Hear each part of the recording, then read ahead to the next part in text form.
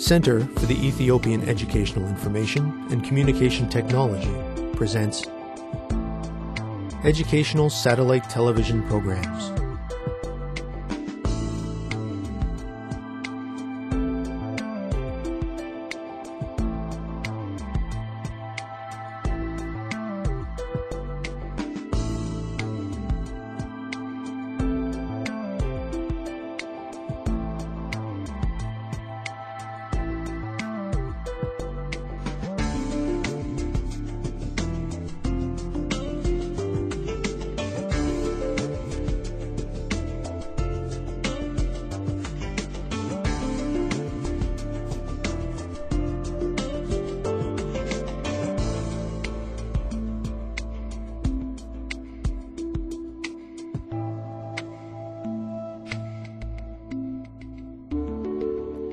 Hello, teacher.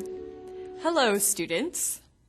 Welcome to today's lesson on limited and unlimited governments.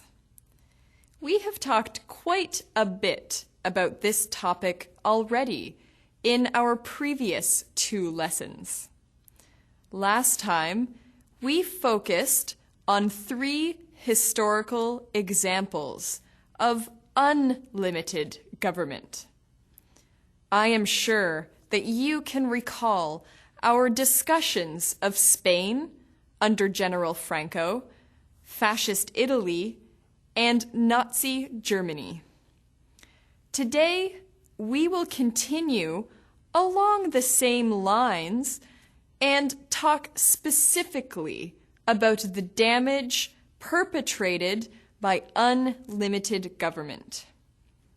Students, let us begin right away with a review exercise. Please write a list of the characteristics that General Franco's Spain, Mussolini's Italy, and Hitler's Germany had in common. Try to think of specific examples for each one. Please begin. Students, let's get ready. Begin.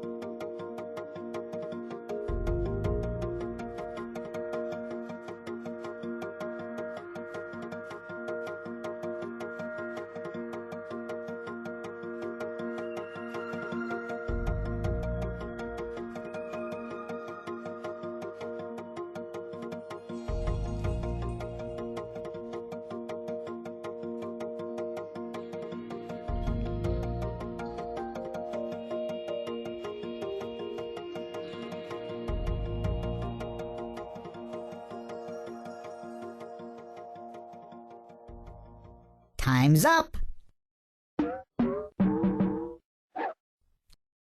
Let's get back to our lesson. Well done, everyone. I am sure your ideas are excellent. One characteristic shared by all three of these historical examples is violence against human rights. Let us be more specific. General Franco abused human rights by imprisoning and executing those who held political views that opposed his own. Mussolini violated human rights by establishing a police state that ruled through violence and intimidation. And, of course, perhaps the most horrifying example of the abuse of human rights is Hitler's detention and murder of hundreds of thousands of Jews. There are other shared characteristics, such as censorship of the press and the dissolving of parliament and the use of military force. Good work, students. Let us now discuss some of the damage perpetrated by unlimited government. We know that unlimited government is undemocratic, and it takes the form, usually, of a monarchy or a dictatorship. An undemocratic government does not have to be transparent or accountable. It can therefore use its power however it wants. This leads to arbitrary rule, which, as we have discussed, often results in acts of injustice. Unlimited government results in enormous damage. We will focus on some of the different kinds of damage caused by unlimited government. The most obvious problems are social, and they result from the violation of human rights. The concept of human rights is based on the almost universal belief that all individuals are entitled to certain basic rights, no matter what the circumstances are. Human rights include civil liberties and political rights. Human rights are based upon the need for justice, tolerance, mutual respect, and human dignity. Students, what does it mean to violate human rights? Students, let's get ready. Begin.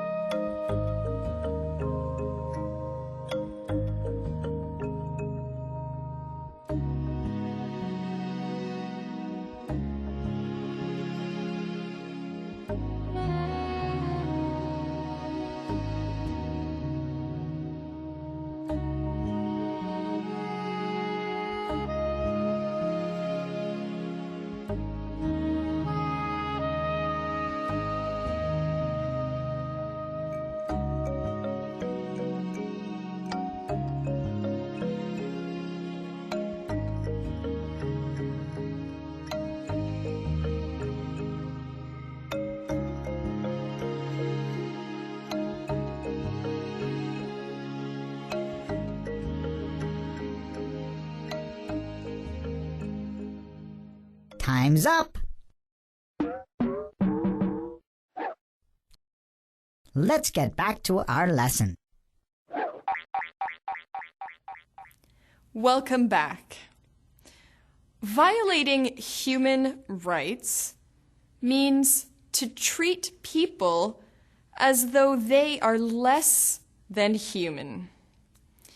It means to deny them their basic moral entitlements, such as life, liberty, and safety.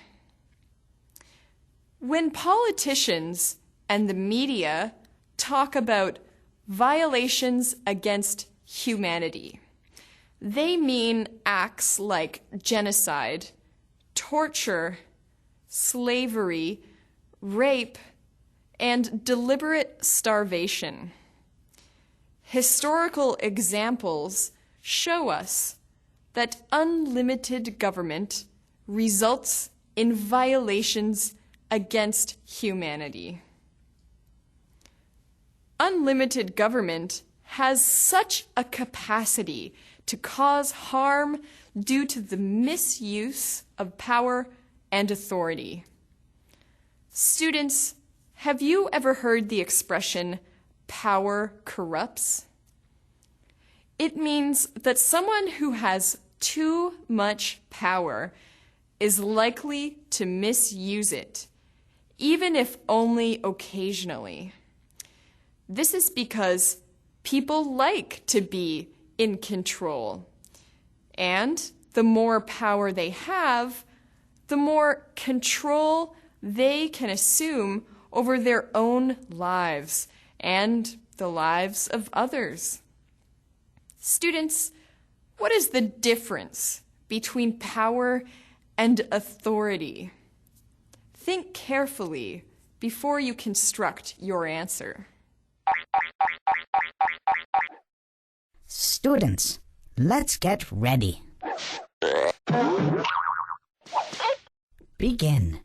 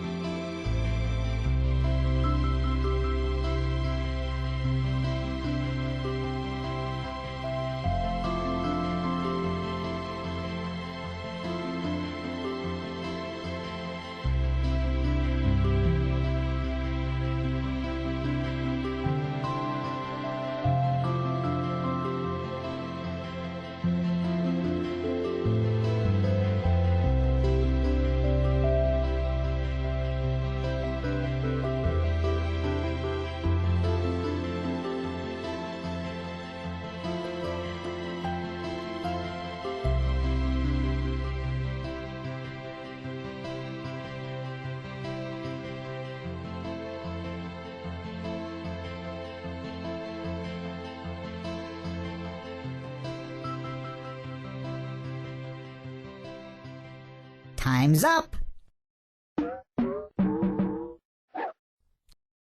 Let's get back to our lesson. Hello again, students. That was probably a difficult question to consider. The reason you may have had difficulty in articulating clearly the difference between power and authority is because they are often thought of as two parts of the same thing. It is therefore difficult to separate them in our minds. But let us try. Power means strength, force, and energy. It means that someone has the ability to do something in a particular way. It also means that someone has the ability to direct or influence the behavior of others or the course of events. A powerful person is one who has control. Authority is slightly different. It means that someone has the right to act in a specified way. Authority means the right to give orders, make decisions, and enforce laws. Students, the crucial difference between power and authority is the question of right. Someone with authority has been delegated to be in charge. In other words, the control that this person has is authorized. Power, on the other hand, can be seized without authorization. Let us now understand this difference in terms of limited and unlimited government. In a limited government, the authority of those in charge has been delegated by the people. Citizens in a democracy vote for their leaders, and this gives the leaders the right to assume power. In a limited government, power and authority are closely linked. In an unlimited government, a dictator like Hitler takes control without the authorization of his people.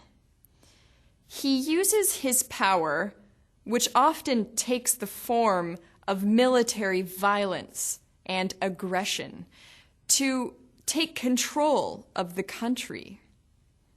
Therefore, in an unlimited government, power is exerted without authority. This is the end of our third lesson on unlimited and limited governments. We have talked today about the damage perpetrated by unlimited government. Our next lesson will focus on the examples of apartheid and the Ethiopian Derg regime. Until then, thank you, teacher. Thank you, students.